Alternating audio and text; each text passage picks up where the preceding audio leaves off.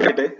आपण ज्या आधार कार्ड संबंधी NTA ला मेल केल्या होत्या त्याचा रिप्लाय आलेला आहे आणि त्यात त्यांनी असं काय स्पेसिफिकली दिलेलं नाहीये की बाबा तुमचं सिक्वेन्स बदल असला तर नाव बदलायची गरज आहे, आधार कार्ड अपडेट करायची गरज आहे सिक्वेन्स साठी, असं काही नाहीये. त्यामुळं आधार कार्ड अपडेट सिक्वेन्स नावामधील सिक्वेन्स बदलण्यासाठी गरजेचं नाही.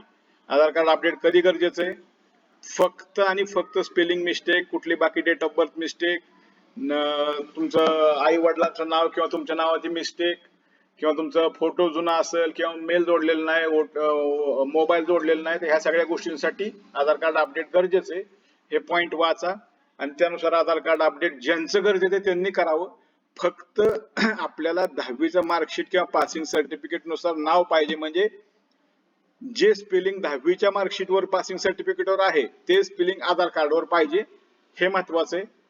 आधार कार्डला OTP आला पाहिजे, म्हणजे मोबाईल जोडलेला पाहिजे.